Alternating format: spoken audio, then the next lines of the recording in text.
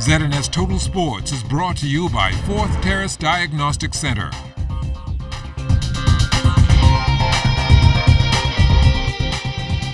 Welcome to sports, everybody. Bahamian youngsters looking to qualify for the World Junior Judo Championships, all coming together under one roof. The effort is being spearheaded by the Bahamas Judo Federation, and tonight Charles Fisher tells us how it's been going. So far, a lot of adjustments for the 10 athletes vying to make the Bahamas proud at the World Juniors, as they are being housed at the Champions House. Pan American Games bronze medalist TALEON Sweeting, not used to his new home, but will make it. Back at home, my stuff is organized, and I have drawers to put my stuff in. So me being here, like, I have to go look for stuff in the morning, so it's different. JAVON BETHEL is one of the youngest members of the group. Mentally, a lot of them are smarter than me. I'm not going to lie with that. A lot of them are smarter than me, so it's like looking up to like big brothers. You know, they help me with my schoolwork and stuff like that. So it's really good. Desmond BOOTLE has had his share of international recognition, but he hails from Abaco. It's good because normally how we train every day, I just used to these fellas, so it's like we still at home, and they always encourage us to be a family, and yeah, so it's just like my brothers. I needed this training because I need more push in to up my game. You miss home? Yeah, I miss home, but have a better opportunity here. Bethel and Sweeting all agree that the all-around training will help in the long run. Waking up early really fits really hard, but I mean that's the type of things we need to do to place for the tournaments. The day is really not that hard because I mean training, more training, eat, rest, then school at night, but it really isn't that hard. Training in the morning, it's been the same because we did it in preparation for the Commonwealth Games. For the Commonwealth Games, but it's nothing new. The athletes will stay in the house for the next 10 months, leading up to the championships in October. For ZNS Total Sports, I'm Charles Fisher. A National Sports Academy has been in the works for some time now. Sports Minister, the Honorable Michael Pintard, wants to move forward with the initiative. It will be different than what had been articulated in the past. We believe it's absolutely important to collaborate with University of Bahamas so that they can offer a number of courses that can benefit coaches, officials, and athletes. The Sports Academy must also include coaches, officials, educators who are not a part of the traditional university structure. And so we're interested in looking at a number of academies that have been established and to determine if they are at the standard that will justify government's partnership with them. So while we will partner with University of Bahamas, we will also partner with other academies that have been established. The sports minister also spoke about the value that former elite athletes can provide for the country through sports tourism and other means, and he's starting with the 242's most recognizable tennis player.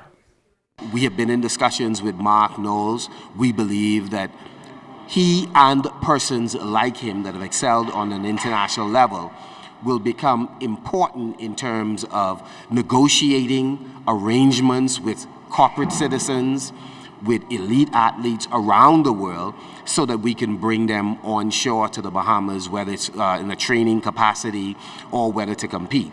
And he is associated, of course, with the Albany Academy, and so we expect also to partner with them. From the NBA last night, Buddy Hield came off the bench, had a good all-around game, finishing up with 14 points, 5 assists, and 4 rebounds. But the Sacramento Kings would lose at home 121-115 to the Los Angeles Clippers. The same two teams play again tomorrow, this time in LA.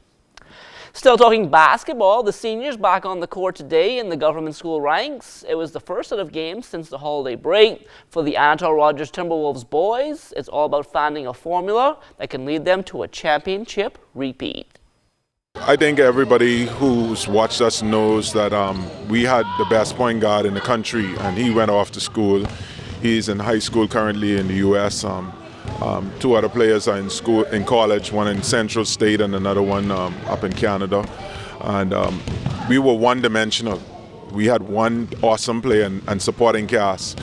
This year we were forced to have many well-rounded players playing as a cohesive unit, and it's taken some time. Like I said, we started the season on a high. We went down to Abaco and won a championship, and that kind of may have been a bad thing for us because we started out so high, you know, we didn't have anything to strive for, and now that the playoffs is coming, we have to kind of reset their minds and get them to understand that what you have is something that everybody wants, and if you want to maintain it, you have to continually work hard and fight for it.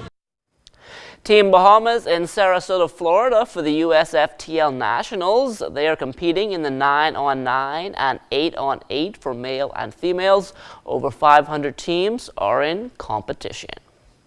Marathon Bahamas will take place this weekend. The Susan G. Komen Race for the Cure, the first out of the gate. Participants line up at Montague Beach, 7 o'clock tomorrow morning. The 5K trek will come to a finish on Paradise Island. There's an earlier start for the 26.2-mile marathon. That race will start 5 a.m. at Long Wharf on Sunday. On to some golf news now. The Web.com Tour's Great EXUMA Classic taking place over the next few days at Sandals Emerald Bay. Our Julian Gibson is there. He spoke with tournament director Catherine Clifton. Competition rounds are Saturday through Tuesday, and it is a full 18 holes per day. The length of the daylight is a little short, so we may not finish a full 18 every day, but the professional golfers are really excited, and it's going to be really fun, so we're excited to be here. How many golfers you have signed up? We have 132 professional golfers in town, as well as 132 caddies that they have brought with them. So we have lots of people here on the island this week, and we're really looking forward to entertaining them. How many Bahamians in the competition? Oh, so we actually have a local guy from Nassau. His name is actually Lemon. He's the director of golf at Albany Country Club in Nassau. We're really excited to have him as well. That came from Bahamas Tourism. And on top of that, we also have about 75 local Bahamians who are volunteering. So we try and get as many people from the community involved as possible, as well as we're supporting all of the local businesses that we can. How's the prices? They attractive? They are attractive. The winner of the tournament will actually get $600,000, which is a pretty big price tag. Bahamian golf standout Prince Zorro Stubbs was laid to rest today following a service at St. Agnes Anglican Church. Stubbs was a member of numerous national teams, both as a player and a coach. He was 80 years old. Another member of the local sporting fraternity has also passed away. Around the softball park, Franklin Petty was known as the Home Run King. Frank was a 220-pounder. And I mean, he was one of the people who will be fighting for the home run title. You know, it was between us and Michael White and, you know, people like that. And we were always fighting for it. But there were several times when Frank beat us, you know, he just beat us, I mean, soundly, you know. And Frank was that type of hitter. I think Frank was really one of the best hitters in the entire world, not just in the Bahamas. Frank was a real hitter. And there was nothing that you could take away from him. Frank, we used to call him Leonard the Cat because the way he moves in the back of the plate, Frank was a catcher. And the way he moved in the back of that, you know, the back of that plate, it was like a little boy, you know, but it was just 220-pounder moving around, just as flight-footed and agile. I mean, he was really that type of catcher. That will do it for sports. Stay tuned. The Bahamas Tonight comes back after the break.